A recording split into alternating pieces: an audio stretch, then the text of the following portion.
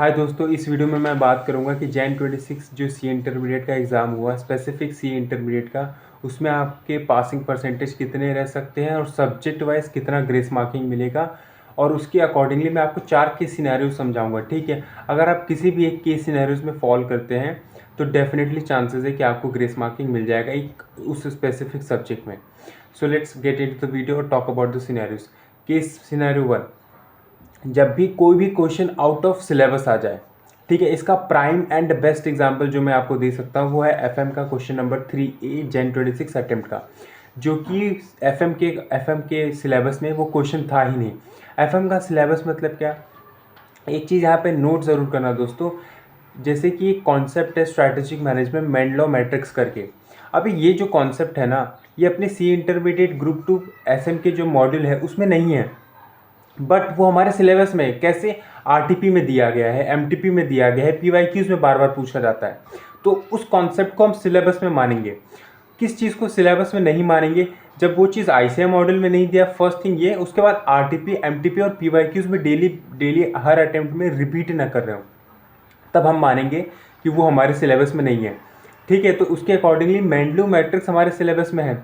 But जो question 3 आया था एफएम का इस बार हमारे एग्जाम में, वो एएफएम का क्वेश्चन था सीए फाइनल का, और सीए इंटरमीडिएट के ना आरटीपी ना एमटीपी ना पीवाईक्यूज ना आईसीएम मॉडल में दिया गया है। तो ये प्रॉपर एग्जाम्पल बन जाता है आउट ऑफ सिलेबस का। और इसमें ना एक चीज़ आती है कि अगर ये ग्रेस मार्किंग किसको मिलेगी, जिसने क्वेश्चन अटेंड किया है या जिसने क्वेश्चन नहीं भी अटेंड किया उसको भी मिल जाएगा। The right opinion from my side is कि ये ग्रेस मार्किंग सबको मिलेगा। ठीक है, अगर आपने क्वेश्चन अटेंड किया तो भी, नहीं अटेंड किया तो भी। अब let's just wait for result to announce, और फिर हम आईसीआई की सर्टिफाइड कॉपीज़ मंगा के वी विल चेक कि सबको मिला है कि नहीं। अब उसके बाद सेकंड केस सिनेरियोज ये आ जाता है कि जब ओवरऑल पेपर ही, कोई भी स्पेसिफिक पेपर डिफ़िकल्ट बनता है, जिसका प्राइम एग्जांपल है डायरेक्ट टैक्स का पेपर, जो कि मोर और लेस एक एक दो अटेम्प्ट में डिफ़िकल्ट बनता है। और एक और चीज़ इसमें ध्यान में रखना कि पेपर ओवरऑल डिफ़िकल्ट है, क्वेश्चन में कोई मिस्टेक नहीं है, या बोलते ना एमसीक्यूज़ में कोई एरर नहीं दिया गया है, ये चीज़ मैं बता रहा हूँ। ओवरऑल पेपर का ही जो टफनेस है वो बहुत ज़्यादा है।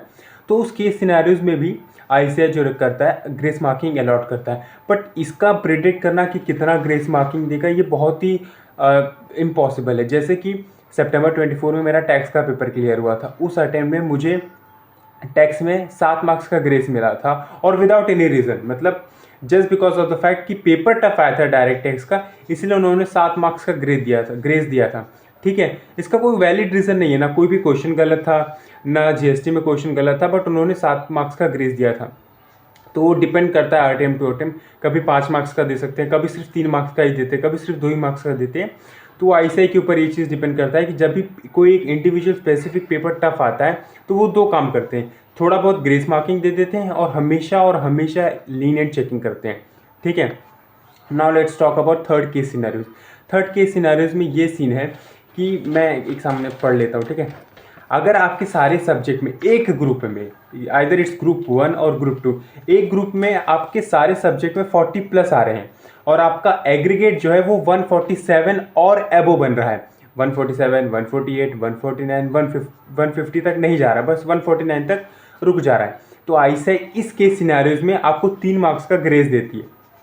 कंडीशन समझ गया, सारे सब्जेक्ट में 40+ और एग्रीगेट 147 एंड लिखा है। ठीक है, मतलब दोनों कंडीशन सेटिस्फाइड होनी चाहिए, तब आपको 3 मार्क्स का ग्रेस मिल जाता है।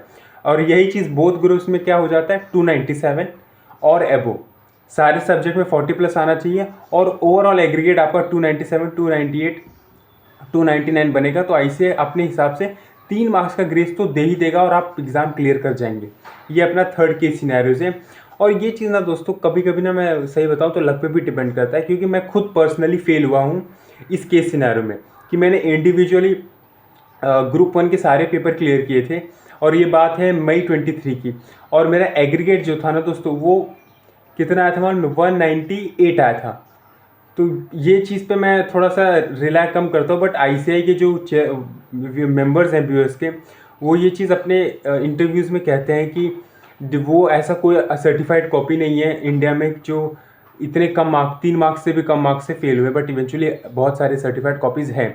बट हाँ, अगर आप इस केस सिनेरियोज में आते हैं और आपका थोड़ा बहुत लक अच्छा रहेगा तो आप पास हो जाएंगे, मेरे अकॉर्डिंगली तो हो ही जाएंगे, क्योंकि आपका मेरे इतना ख़राब लक नहीं है भाई। अब ये जो है, ये 4th केस सिनेरियोज, ये बहुत थोड़ा सा डिफिकल्ट है समझने के लिए, और इसीलिए मैंने अंकुश शिरमार सर की ग्रेस मार्किंग वीडियो से ये एग्जांपल उठाया है। तो all credit goes to the Ankush Shirmar sir की ग्रेस मार्किंग का वीडियो। तो 4th केस सिनेरियोज में ये होता है कि अगर आपके कोई भी 2 सब्जेक्ट हैं, ठीक है, जिसमें आपने कंबाइंड मिला के 110 मार्क्स स्कोर किया है, 2 सब्जेक्ट कंबाइंड मार्क्स मिला के 110 और मोर, 110 या उससे ज़्यादा, और उनमें से किसी एक सब्जेक्ट में आपको 60 प्लस स्कोर होना चाहिए, एंड कंडीशन बोल रहा हूँ। 2 सब्जेक्ट 110 मार्क्स और उससे ज़्यादा, और उसमें से एक सब्जेक्ट में आपको 60 और उससे ज़्यादा मार्क्स आने चाहिए, मतलब एक सब्जेक्ट में एग्जामिशन आना चाहिए।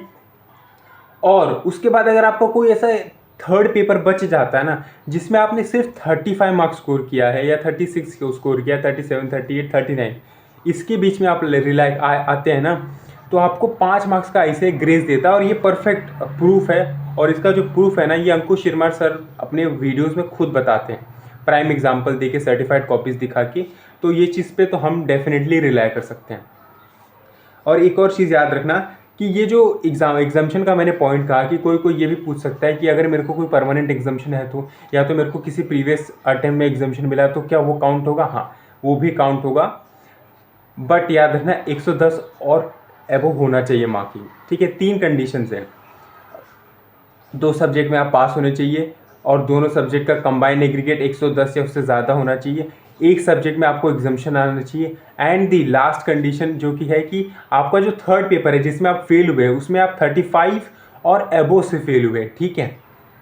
तो उसके अकॉर्डिंगली आपको आईसीआई जो रहता है ना, 5 मार्क्स का ग्रेस दे देता है। उसका एक एग्जाम्पल बताऊँ तो अकाउंट्स में लेट सपोज करिए आपको 45 मिल रहे हैं, लॉ में आपको 65 मिला है, तो ये मिला के आपका 110 क्रॉस हो रहा है, ठीक है, 110 और अबो। और अगर लेट से आपको टैक्स में सिर्फ 35 मार्क्स मिला, तो इस केस सिनेरियोज में आईसीआई खुद 5 मार्क्स का आपको ग्रेस अलॉट करके you will able to clear your exams.